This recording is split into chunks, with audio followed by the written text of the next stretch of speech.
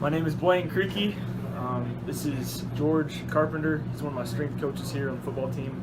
And I had chapter 17, which is exercise and psychological well-being. So we're going to ask him some questions about that and how that applies to his job. So just give me a little introduction about who you are and what you do. Like he said, my name is George Carpenter. I have been in the strength conditioning field this will be my third full-time year with a team. Before that, I was previously at Marshall University, and I hold 3 certifications, CSCS, which is by the NSCA, and the SCCC, or the CSCCA one, which is by the CSCCA, and also USAW as well. So nowadays you have to have that and know a lot about it. All right, so he's pretty much an expert on exercise and psychological well-being. So I guess we can start with the questions. So let's see. So what kind of psychological effects does exercise have on you personally? Me personally, it shows a lot about a person when they're active. Just being active, it gets you high-spirited. Other people feed off it. It's a great work environment. If you're in a workplace where someone's always high, getting after it, regardless if it's in the weight room or at a job, other people feed off of it. So, that's just one thing I kind of bring, and it thrives enthusiasm with others, as well as just a good work environment. So basically, it just creates a contagious positivity around those that you feed off one another, and for companies it's great, and here it's great. So, all right, sounds good. All right, so the book talks about a runner's high, which basically runner's high just talks about how, when you're in the moment of the activity, you get an elevated sense of confidence and strength. So would you say that applies to what you deal with weightlifting, and how does that affect an athlete's?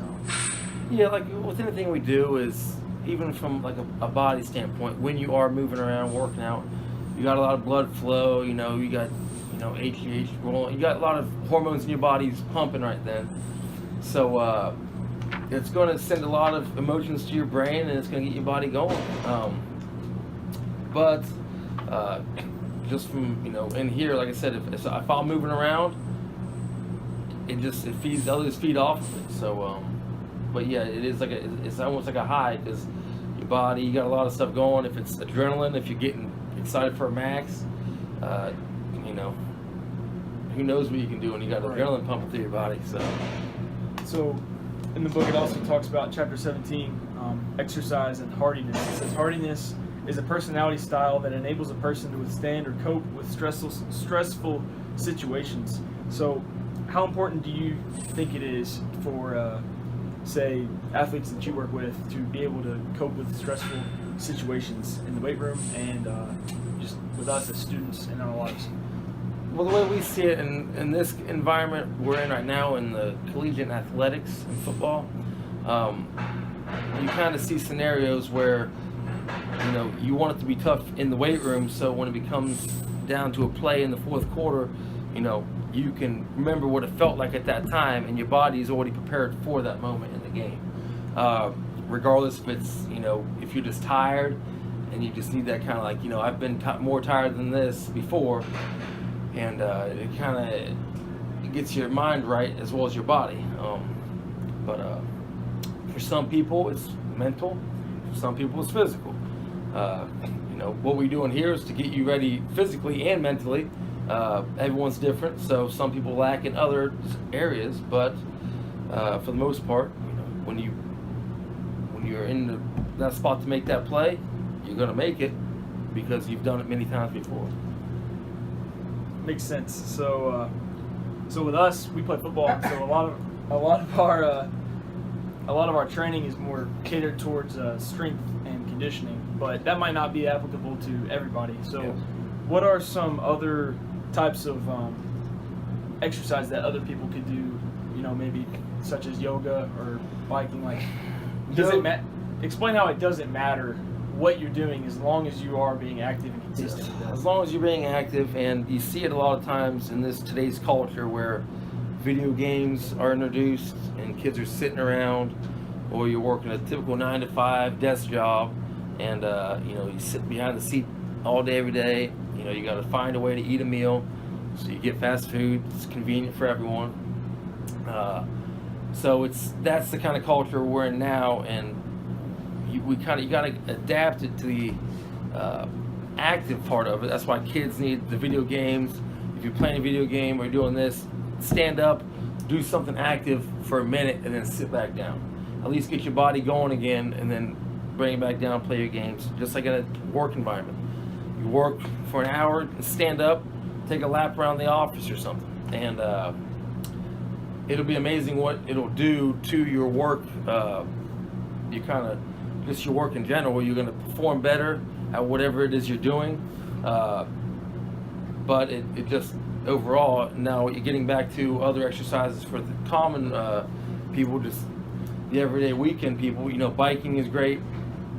We do it in here for weights because we need to be bigger, faster, and stronger, because we're competing against other teams who are bigger, faster, and stronger.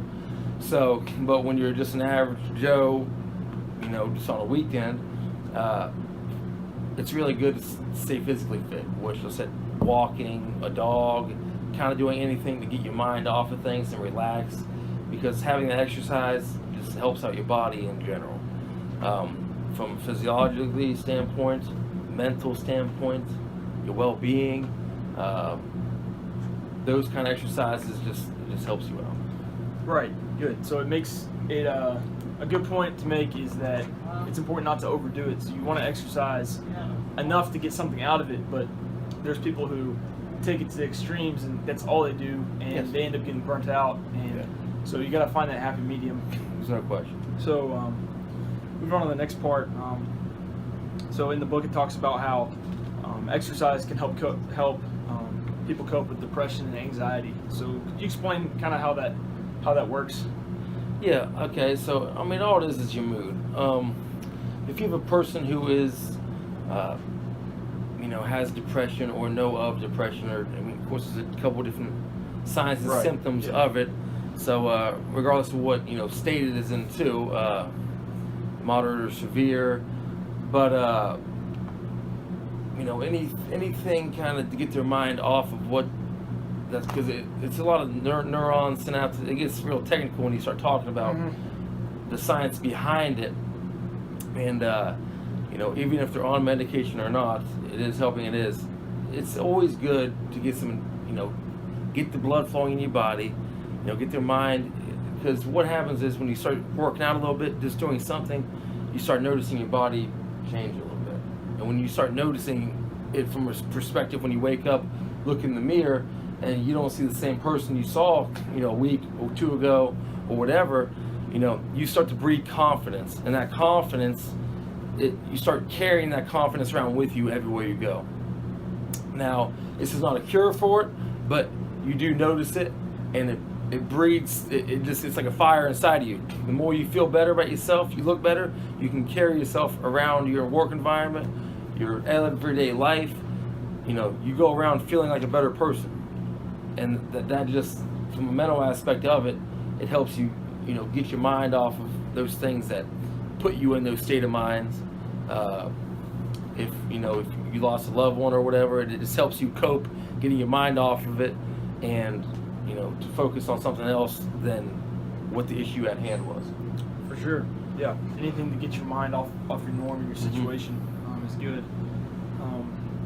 Moving on to the next part, book talks about how you can use exercise as an adjunct to therapy. Basically, it means that if you're exercising, you're healthy, or if you're exercising and you're active, you'll remain healthy, which will keep you from having diseases or cancers or something like that, or injuries, or with us, sports injuries. So. Sports injuries in this field of sports injuries, but from a cardiovascular standpoint of it, it keeps your heart healthier longer.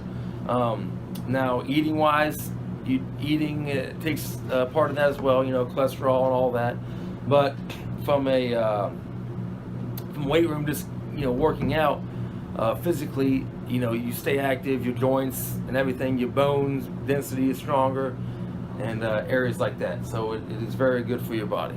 Right, and that we do that through strength training, but you can do that by just running. Running. Yes. So the book says running provides a natural, practical, inexpensive, and time-efficient adjunct to traditional psychotherapies. So, Yes. I mean, something as basic as taking an evening jog can get your mind off things. There's no question.